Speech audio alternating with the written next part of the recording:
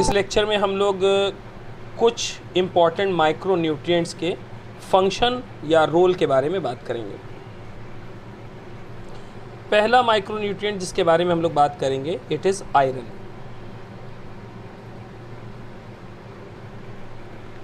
Iron को किस रूप में एब्जॉर्ब किया जाता है पहले ये देखा जाए। Absorbed as Fe+3 ion, ferric form में आयरन को एब्जॉर्ब किया जाता है, फेरिक फॉर्म में। अब हम लोग बात करेंगे आयरन के फंक्शंस की।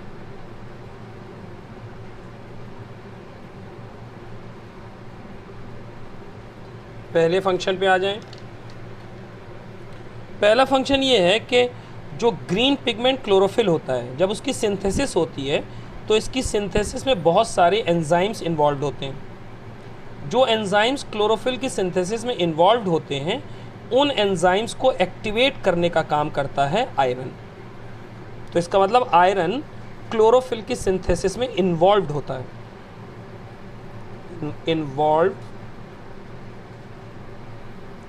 इन दी सिंथेसिस ऑफ क्लोरोफिल, क्लोरोफिल की सिंथेसिस में इन्वॉल्व होता है। दूसरा फंक्शन देखिए, एक एंजाइम होता है कैटलेज। इस एंजाइम के बारे में हम आपको बता भी चुके हैं पेरोक्साइड मेटाबॉलिज्म में। ये कैटलेज एंजाइम का एक्टिवेशन कराता है। इन्वॉल्व इन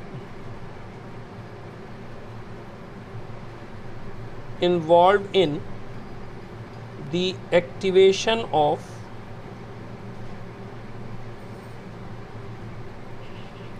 बहुत इंपॉर्टेंट है, ध्यान रखेंगे, कैटलेज एंजाइम,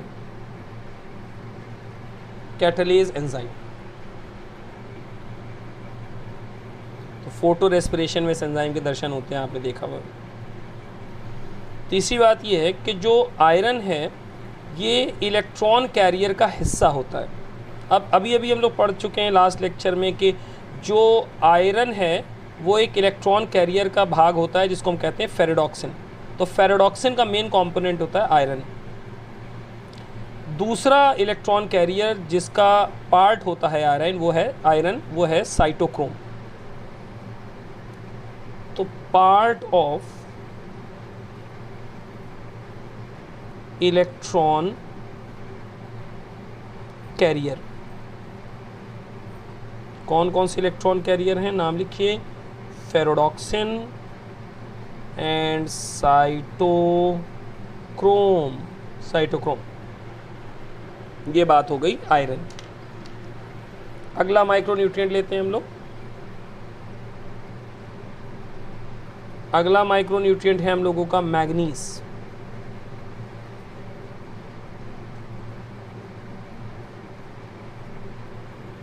मैग्नीज। अब मैग्नीज की बात जब की जाएगी तो मैग्नीज को किस रूप में एब्जॉर्ब किया जाता है, कहते हैं मैग्नस आयन के रूप में, absorbed as मैंगनस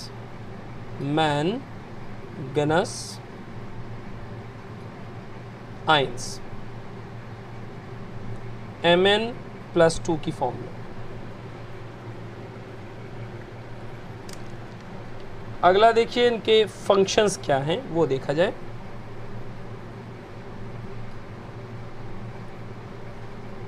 functions,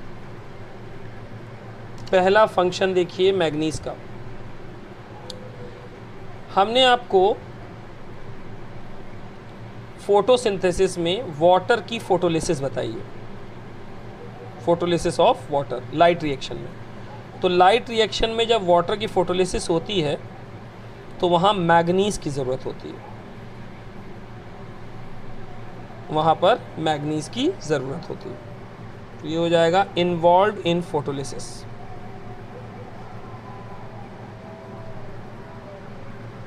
light reaction में इन्वॉल्व इन फोटोलिसिस। दूसरी बात, मैग्नीज जो है वो फोटोसिंथेसिस के कुछ एंजाइम्स को एक्टिवेट कराता है, रेस्पिरेशन के कुछ एंजाइम्स को एक्टिवेट कराता है, नाइट्रोजन फिक्सेशन के कुछ एंजाइम्स को एक्टिवेट कराता है। तो दूसरा आपका हो जाएगा activate enzymes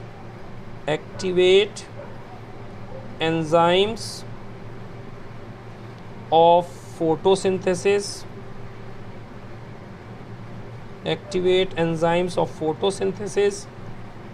respiration and nitrogen fixation।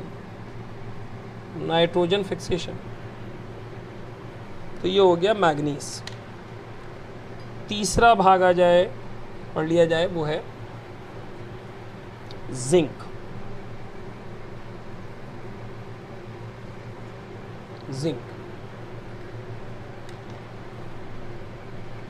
अब जिंक की बात की जाए तो जिंक को किस रूप में एब्जॉर्ब किया जाता है, पहले इसको देखें। Absorbed as Zn++ ion, absorbed as Zn++ ions. Functions पे आ जाए। एक हार्मोन हमने आपको पढ़ा रखा है ऑक्सिन। ऑक्सिन का प्रीकर्सर होता है ट्रिप्टोफैन। ट्रिप्टोफैन को बनाने में इस्तेमाल होता है जिंक। तो जिंक पहले ट्रिप्टोफैन को बनाता है और फिर ट्रिप्टोफैन ऑक्सिन को। तो इसका मतलब ये कि जिंक कहीं ना कहीं ऑक्सिन की सिंथेसिस में इन्वॉल्व है। तो पहला इसका function, involve in auxin synthesis में इन्वॉल्व। अब यहाँ पर जिंक जो है वो कुछ एंजाइम्स को भी एक्टिवेट कराता है, like carboxylases and alcohol dehydrogenases. Activation of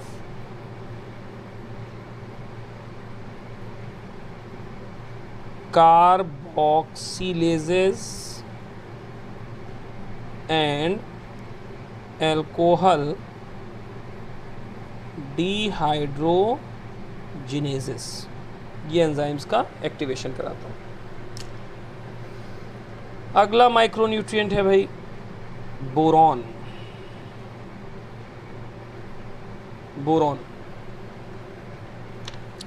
boron को पहले तो ये होगा कि किस रूप में एब्जॉर्ब होता है, तो कहते हैं एब्जॉर्ब्ड एज, इसके आयंस जिनके रूप में एब्जॉर्ब होता है वो इंपॉर्टेंट है।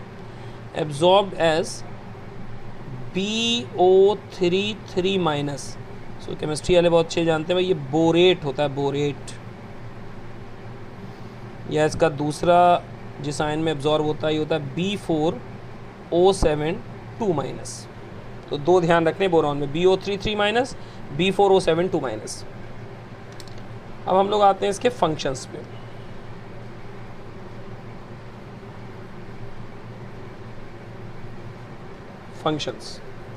फंक्शंस में देखिए, हम sexual reproduction in flowering plant में आपको पढ़ा चुके हैं कि जब पॉलन ग्रेन स्टिग्मा पे जर्मिनेट करता है तो पॉलन जर्मिनेशन के समय पर बोरॉन की रिक्वायरमेंट होती है। तो इन्वॉल्व्ड इन पॉलन जर्मिनेशन, तो पॉलन जर्मिनेशन में कौन सा माइक्रोन्यूट्रिएंट इन्वॉल्व्ड है, कहते हैं बोरॉन। इसके बाद दूसरा फंक्शन इसका देखिए, जो बोरॉन है वो कैल्शियम के एब्जॉर्प्शन में भी इन्वॉल्व होता है और कैल्शियम के रिलीज में भी इन्वॉल्व होता है। Involve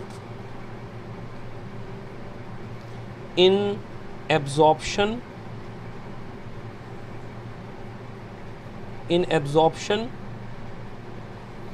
and release of calcium ions.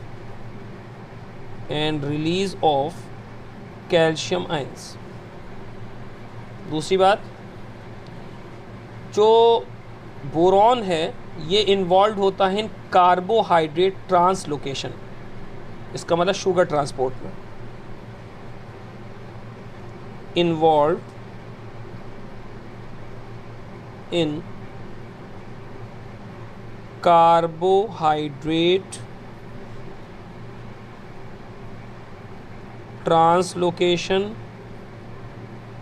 इसे आप कहते हैं शुगर ट्रांसपोर्ट। साथ में और किस किस चीज़ में रिक्वायर्ड होता है ये, सेल इलोंगेशन में, involve in cell elongation and cell differentiation. तो ये फंक्शंस हैं बोरॉन के। अगला माइक्रोन्यूट्रिएंट पे आए हम लोग। नेक्स्ट माइक्रोन्यूट्रिएंट है इसमें कॉपर।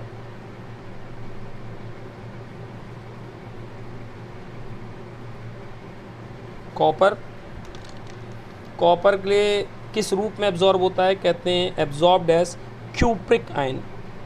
केमिस्ट्री वाले क्यूप्रिक को जानते हैं, एब्जॉर्ब्ड एज क्यूप्रिक का मतलब हो जाएगा Cu+2 आयन्स। हाँ, क्यूप्रिक है क्यूप्रिक। अब आते हैं हम लोग फंक्शंस पे।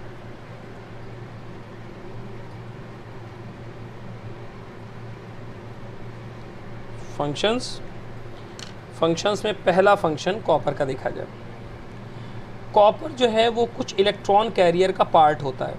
कौन कौन से इलेक्ट्रॉन कैरियर का? एक इलेक्ट्रॉन कैरियर रेस्पिरेशन का बताएंगे आपको, साइटोक्रोम ऑक्सीडेज, इसका पार्ट होता है। और एक इलेक्ट्रॉन कैरियर हम आपको फोटोसिंथेसिस का बताएंगे, दैट इज प्लास्टोसाइनिन, उसका भी भाग होता है कॉपर। तो पार्ट ऑफ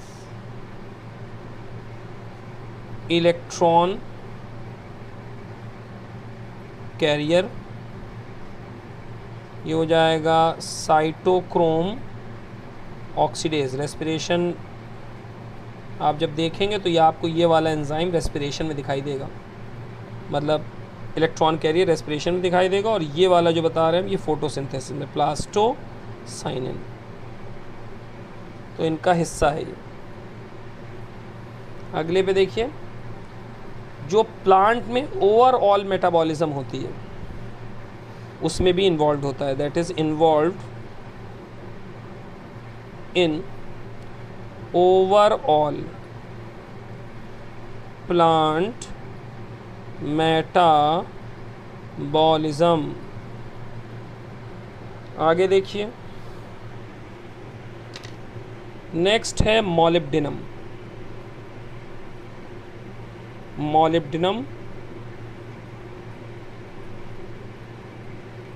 अब मॉलिब्डेनम की बात करें तो कहेंगे एब्जॉर्ब्ड एज।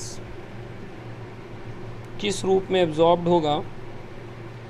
तो कहते हैं ये मॉलिब्डेट आयन के रूप में एब्जॉर्ब होता है। एब्जॉर्ब्ड एट, मॉलिब्डेट के फॉर्मूला देखिए, M बहुत छोटा सा O लिखेंगे, फिर कैपिटल O लिखेंगे, 2 लिखेंगे, 2+ लिखेंगे, ये है मॉलिब्डेट आयन,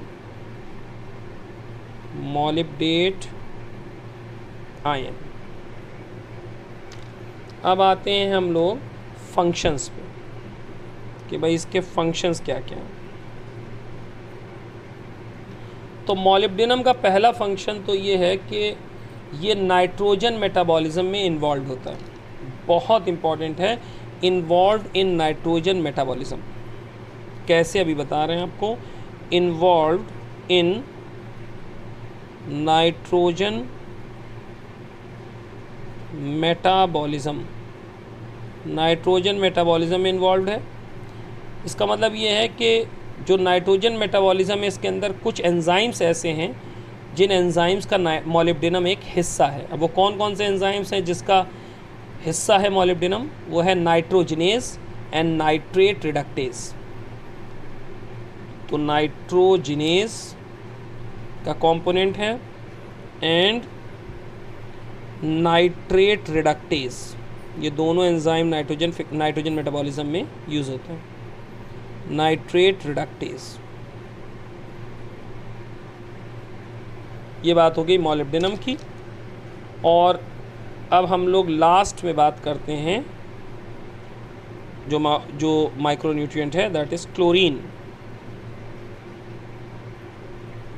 क्लोरीन की तो पहले तो ये हो जाएगा कि किस रूप में एब्जॉर्ब किया जा रहा है। तो आप देख लें, इसे एब्जॉर्ब किया जा रहा है एज क्लोराइड आयन।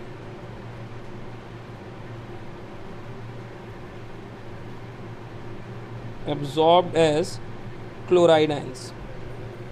फंक्शंस पे आते हैं हम लोग।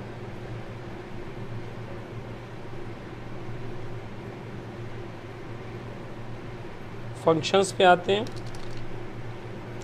फंक्शन में पहला ये है कि ये फोटोलिसिस में इन्वॉल्व है, लाइट रिएक्शन में इन्वॉल्व इन फोटोलिसिस। दूसरा फंक्शन देखिए, किसी सेल का सॉल्यूट कॉन्सेंट्रेशन अगर निकालना हो तो उसको ढूंढने के लिए भी क्लोरीन का इस्तेमाल किया जाता है, यानी helps in determining solute concentration of cell. Cell के सॉल्यूट कॉन्सेंट्रेशन को निकालने के लिए इस्तेमाल होता है। तो ये कुछ इंपॉर्टेंट माइक्रोन्यूट्रिएंट्स हो गए और उसके रोल या फंक्शंस हो गए। नेक्स्ट लेक्चर में हम लोग स्टार्ट करेंगे डेफिशिएंसी सिम्टम्स से। Thank you.